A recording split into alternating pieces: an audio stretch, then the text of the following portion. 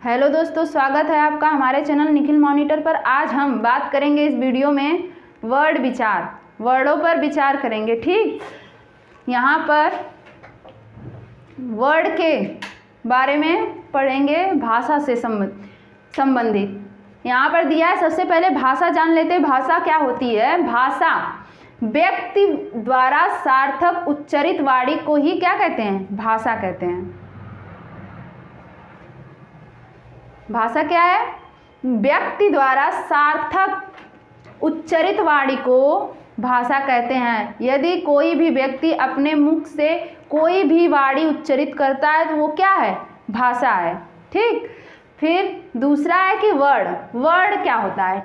Word क्या होता है? वर्ड उस ध्वनि को कहते हैं, उस ध्वनि को वर्ड कहते हैं जिसके और टुकड़े ना किए जा सके। ठीक, जैसे इसका कोई और टुकड़ा हो सकता है, उसको और विखंडित किया जा सकता है? नहीं किया जा सकता। तो कह सकते हैं कि वर्ड उस ध्वनि को कहते हैं जिसके और टुकड़े नहीं किए जा सकते। वर्ड का प्रयोग कहाँ होता है? वर्ड का प्रयोग ध्वनि चिन्ह तथा लिपि चिन्ह दोनों के लिए किया जाता है। ध्वनि चिन्ह तथा लिपि चिन्ह दोनों के लिए वर्ड का प्रयोग किया जा सकता है। इस प्रकार हम कह सकते हैं कि वर्ड क्या है? वर्ड भाषा के मौखिक एवं लिखित दोनों रूपों का प्रतीक है। क्या कह सकते हैं कि वर्ड जो है मौखिक एवं लिखित दोनों रूपों का प्रतीक है, भाषा के दोनों रूपों का प्रतीक है। उसके बाद अक्षर, उसके बाद क्या है? अक्षर क्या होता है? किसी एक ध्वनि या ध्वनि समूह की उच्चरित न्यूनतम इकाई को अक्षर कहते हैं। ठीक, दिया है किसी एक ध्वनि या ध्वनि समूह की उच्चरित न्यूनतम इकाई को अक्षर कहते हैं। अक्षर का उच्चारण वायु के झटके के साथ होता है। अक्षर का उच्चारण कैसे होता है? वायु के झटके के साथ होता है। अब यहाँ पर दिया है नेक्स्ट वर्णमाला। क्या दिया है? वर्णमाला। वर्णमाला क्या होती है?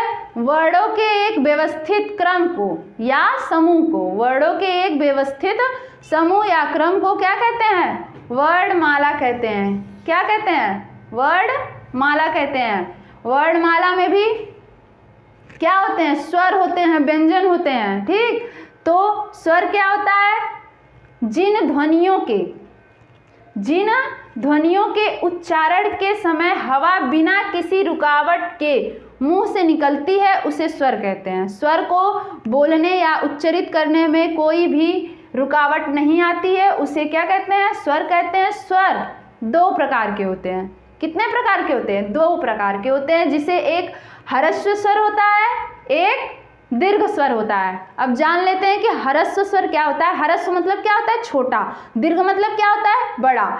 तो ह्रस्व का मतलब क्या होता है कि जिन स्वरों के उच्चारण में केवल एक मात्रा का समय लगे, केवल एक मात्रा का समय लगे, उसे ह्रस्व स्वर कहते हैं। जैसे क्या हो गया? अ, ई, उ। ठीक, ये क्या है? ये ह्रस्व है। ये क्या है? ह्रस्व स्वर है। स्वर तो है लेकिन कौन सा स्वर है? ह्रस्व स्वर है। उसके बाद नेक्स्ट दीर्घ स्वर। दीर्घ का मतलब ही क्या होता है? बड़ा। दीर्घ स्वर का मतलब होता है कि जिन स्वरों के उच्चारण में ह्रस्व से दोगुना समय लगे। कितना समय लगे? ह्रस्व से दोगुना समय लगे। जैसे आ, क्या हो जाएगा? आ। जबकि ह्रस्व स्वर में क्या था? अ। ठीक, ह्रस्व स्वर में क्या था? अ था और इसमें आ है। आ, बड़ी ई, बड़ा ऊ, ये सब क्या है? दीर्घ स्वर है। क्या है? दीर्घ स्वर। जिन स्वरों के उच्चारण में ह्रस्व से दोगुना समय लगे उन्हें दीर्घ स्वर कहते हैं। जैसे आ, बड़ी ई, छोटा ऊ, ठीक, बड़ा ऊ, जिसमें दोगुना समय लगे। उसके बाद आता है क्या? व्यंजन। व्यंजन किसे कहते हैं? जिन वर्ण के उच्चारण में स्वर की सहायता लेनी पड़े। जिन वर्णों के उच्चारण में स्वर की सहायता लेनी पड़े उसे व्यंजन कहते हैं। जैसे क में क प्लस अ दोनों मिलके क होता है। ठीक, प्रत्येक व्यंजन के प्रत्येक वर्ड में क्या होता है, स्वर की सहायता लेनी पड़ती है। उसके बाद आता है क्या, व्यंजन गुच्छ। व्यंजन गुच्छ, जब दो या दो से अधिक व्यंजन एक साथ एक श्वास में झटके से बोले जाते हैं तो उन्हें क्या कहते हैं, व्यंजन गुच्छ कहते हैं।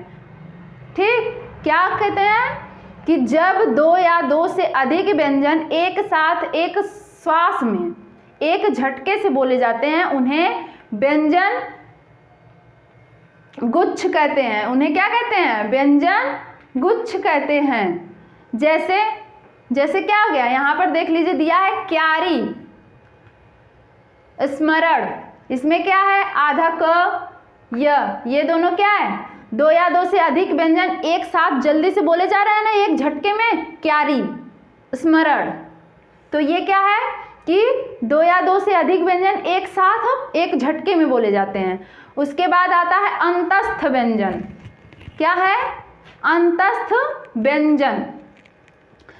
अंतस्थ व्यंजन क्या होता है जान लेते हैं कि जिन वर्णों के उच्चारण में जीभ, तालु, दांत तथा ओठ आपस में हल्का स्पर्श करे उसे अंतस्थ व्यंजन कहते हैं। जैसे य, र, ल, व। ठीक, ये क्या है, अंतस्थ व्यंजन है। इसमें क्या होता है, जीभ, तालु, ओष्ठ सब दांत ये सब क्या होते हैं, आपस में क्या स्पर्श करते हैं। फिर उसके बाद आता है बलाघात। बलाघात क्या होता है, किसी शब्द के उच्चारण में अक्षर पर जो बल दिया जाता है उसे क्या कहते हैं, बलाघात कहते हैं। जैसे करण, कमल में क तथा म, कमल में क्या है, क तथा म पर अधिक बल दिया जा रहा है, कमल नहीं बोलते हैं जल्दी से, कमल। इसमें किस पे बल दिया गया है, इसमें कमल में क पे बल दिया गया है और म पे दिया गया है। ठीक, क पे दिया गया है तथा म पे दिया गया है। जिस पे अधिक बल दिया जाता है उसे बलाघात कहते हैं। जैसे र तथा म पर बलाघात है। इसमें क्या है, करण, इसमें कमल, म और र दोनों क्या है, बलाघात है। इन दोनों वर्डों पे क्या है, बलाघात है। ठीक, उसके बाद कभी कभी क्या होता है कि पूरे शब्दों पर होता है बलाघात, कभी कभी क्या होता है, पूरे शब्दों पर होता है। उसके बाद आता है अल्प प्राण, उसके बाद आएगा महाप्राण। अल्प प्राण क्या होता है, जिन वर्ड के उच्चारण में थोड़ा श्रम लगाना पड़ता है और जिससे हकार की ध्वनि नहीं निकलती है उसे क्या कहते हैं, अल्प प्राण कहते हैं। उसे क्या कहते हैं, अल्प प्राण कहते हैं। और प्रत्येक व्यंजन का जो पहला, तीसरा और पांचवा, ये जो तीनों वर्ड होते हैं, पहला, तीसरा, पांचवा, ये तीनों वर्ड क्या होते हैं, महाप्राण। क्वेश्चन ऐसे पूछेगा कि दे देगा ऑप्शन कि इसमें बताओ कि कौन सा अल्प प्राण है और कौन सा महाप्राण है। तो पहला, तीसरा, पांचवा ये जो वर्ड होते हैं, ये तीनों वर्ड हैं, वो क्या है, अल्प प्राण है। ये क्या है, अल्प प्राण वर्ड हैं। जैसे क, ग और अंगा। जैसे होता है ना क, ख, ये 5 वर्ग के वर्ड होते हैं ना, च वर्ग में 5, क वर्ग में 5, ट वर्ग में 5, त वर्ग में 5, प वर्ग में 5, 5 5 होते हैं। तो पहला, तीसरा, पांचवा हमेशा याद रखिएगा, पहला, तीसरा, पांचवा ये सब क्या है, अल्प प्राण है। उसके बाद आता है महाप्राण।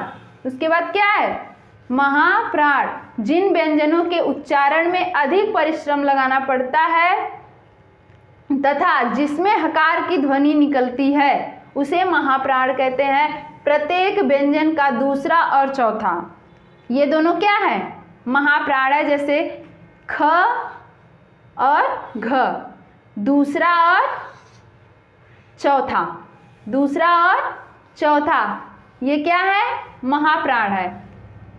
और अल्प प्राण क्या होता है, पहला, तीसरा और पांचवा महाप्राण, दूसरा और चौथा महाप्राण। उसके बाद आता है घोष। घोष वर्ड क्या होता है, घोष वर्ड जिन व्यंजन वर्णों के उच्चारण में स्वर तंत्रियों में झंकार उत्पन्न होने से नाद उत्पन्न होता है, उसे क्या कहते हैं, घोष वर्ड कहते हैं। प्रत्येक वर्ग का तीसरा, चौथा और पांचवा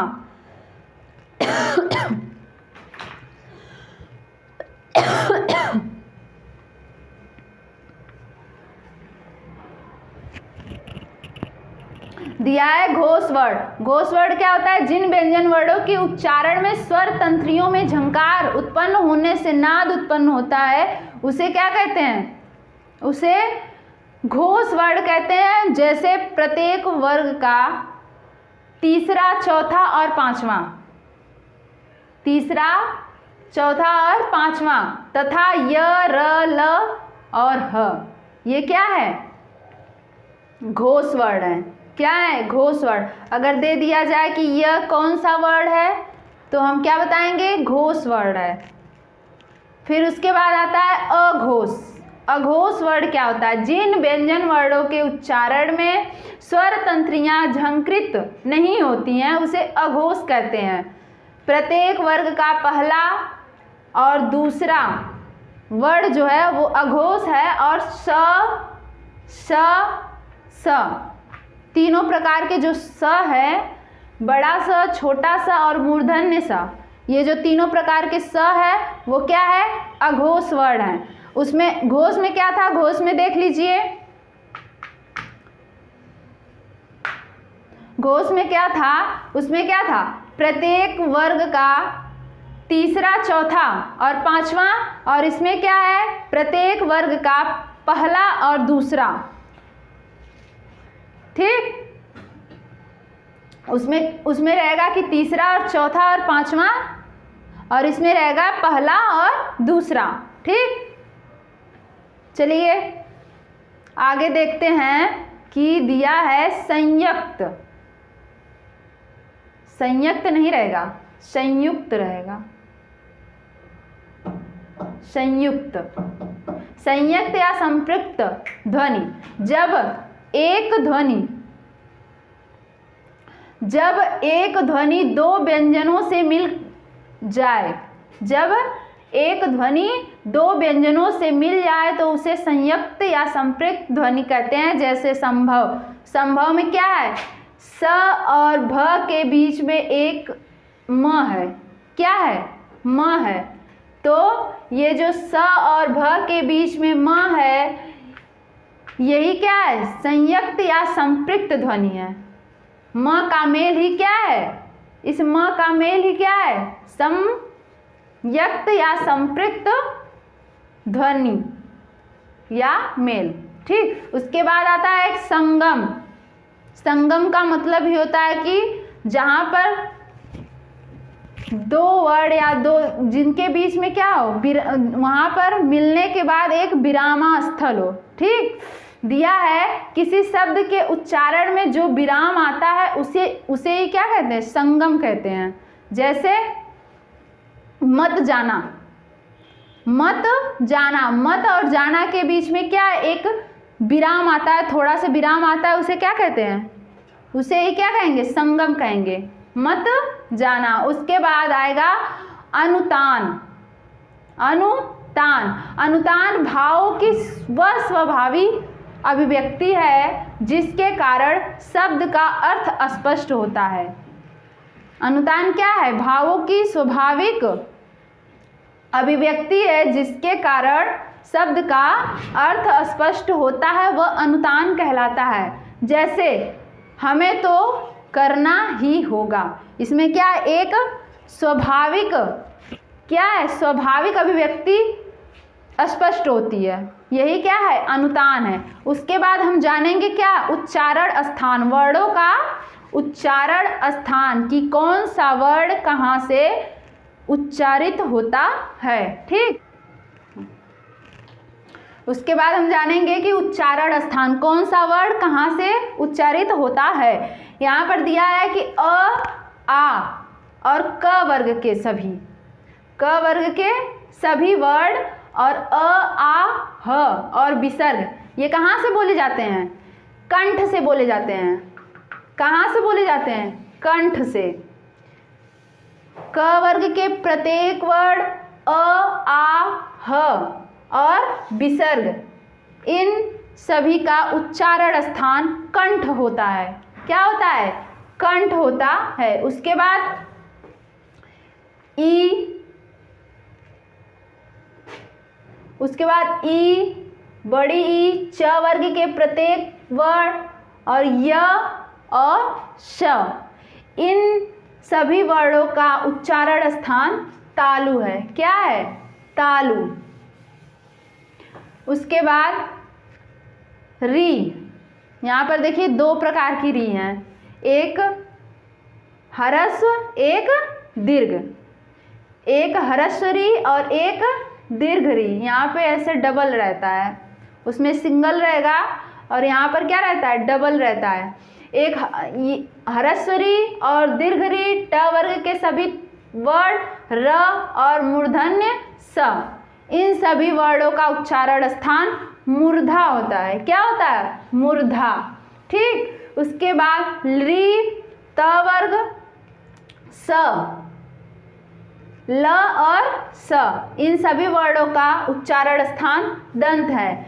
उसके बाद ह्रस्व उ, दीर्घ उ, प वर्ग के सभी तत्व सॉरी फिर से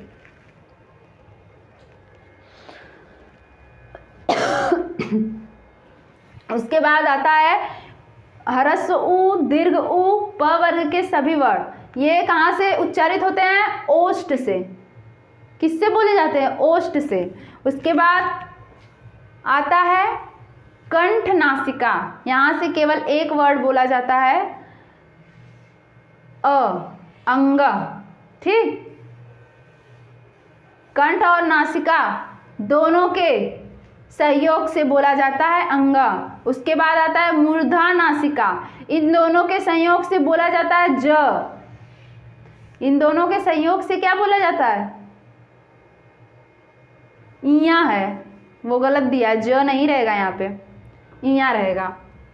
मूर्धा और नासिका के संयोग से इया बोला जाता है। उसके बाद दंत और ओष्ठ के संयोग से व बोला जाता है। व से वकील। क्या बोलते हैं? पहले पढ़ते थे ना। उसके बाद तालुका, तालु, तालब्य एवं का किमे पता नहीं, आधा गलत दे ले लगा था। कहाँ वह है? सही है। वह जो ओष्ठ, दंत और ओष्ठ दोनों के संयोग से बोला जाला। ना देखला, ऊपर देखला। चला चला।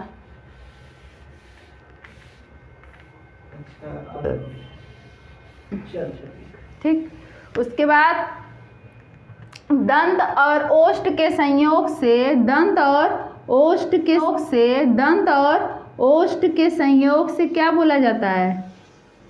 व। दंत और ओष्ठ के संयोग से व बोला जाता है। उसके बाद तालु और नासिका के संयोग से आड़ा बोला जाता है और ओष्ठ और नासिका के संयोग से एक वर्ड बोला जाता है म। क्या बोला जाता है? म।